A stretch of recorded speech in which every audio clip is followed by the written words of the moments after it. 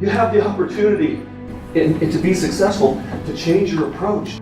The problem happens is that when things become overwhelming or challenging, we start to create patterned responses or habits of thought and behavior that can hold us back in our career and prevent us from being as successful as we need to be. When challenges happen, the mind rebels, wants to keep us safe, keep us in a comfort zone. It starts to delete, distort, and simplify information. And when that happens, it limits our ability to respond effectively. Some of your patterned responses have been developed over a lifetime, and they're very strong. You will have the opportunity to choose and claim your power. You will be able to focus your energy to bend steel if you need to. You see, because taking responsibility in our lives means we are able to reject those patterned responses and choose a different response to get a better outcome. I was recently talking to a friend of mine who was complaining that he was losing his home.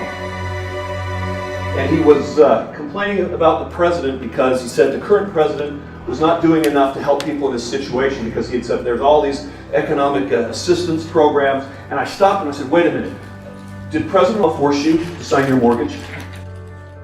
Did the bank force you to sign your mortgage? Of course not. He had chosen to do that. And they didn't force him to stop paying it either. He chose to do that when the value of his home went down and was less than what he owed on it. The fact that he was looking to blame was taking power away, because instead of looking for a solution, he was looking for someone to blame. If you do a Google search for who's to blame, ladies and gentlemen, there is someone responsible for all of your problems. Fast food is responsible for obesity, you know that, right? Cigarette companies are responsible for cancer. When we blame outside influences for our problems, we give away our power to change. Why? Because if our problems are caused by external circumstances, we have no power to change them. So we do nothing, and for some people, that is a very convenient excuse. It enables them to deflect, well, it's not my fault, it's the economy. It's this president's fault. It's my boss's fault. The principle of going out and trading value for the things that we need in life, for giving something to get something. The law of the harvest. The first step in taking responsibility for our lives 100% is to get clear about what's important to you. What do you value? There are guiding principles. They represent our broadest motivations. They are what determines our attitudes and then ultimately our actions. There's a couple of types of values. Number one, there are aspirational values. Healthier, more effective in our careers, whatever that is. One of the things that you might value is your family. And not just the family, but the time that we spend together. My family and my faith are what's most important to me. And more than that, spending time with them, doing the things that are fun, learning and growing, having opportunities to grow, having a career that allows me to be able to help them make great choices in their lives. If you say being healthy is important, do you schedule in your weekly calendar exercise? If you say becoming more effective, if you say your faith and church is important, how much time do you spend studying that, whether it be the scriptures or attending and giving service? If that's important to you. How many people I talk to every day, I'm too busy. I can't exercise. I don't have time to donate or give of my time.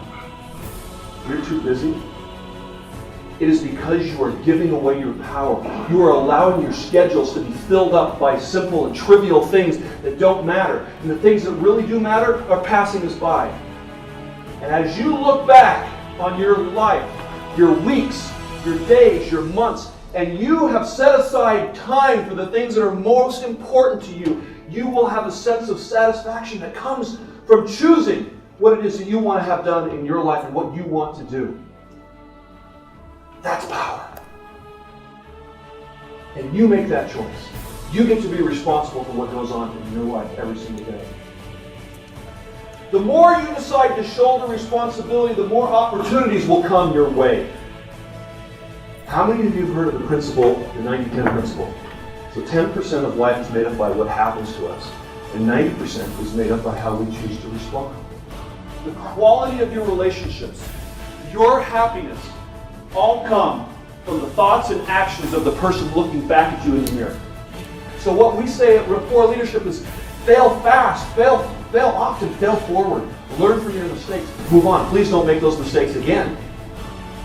Learn from people who can teach you something. Choose your thoughts wisely. Why? You've learned how powerful the subconscious mind, whatever you put into it, will come out in your actions, your thoughts, and behaviors and create your outcomes. There's a relationship between the problems we face and our thinking. This was said over 55 years ago by a pretty smart individual, Albert Einstein. So here's my question to you. Are you ready to start taking power over your lives? Are you ready to choose the power over your lives and the results that you're going to have in your career, in your personal life? But when you do that, you start to begin to change yourself and learn from those mistakes and take more power back in your life. You have the choice right here between stimulus and response every time. It is a difficult doctrine. Because what does it says? To the results that we're experiencing in our life, whatever they are, we are the cause. And if we don't like those, who can we blame?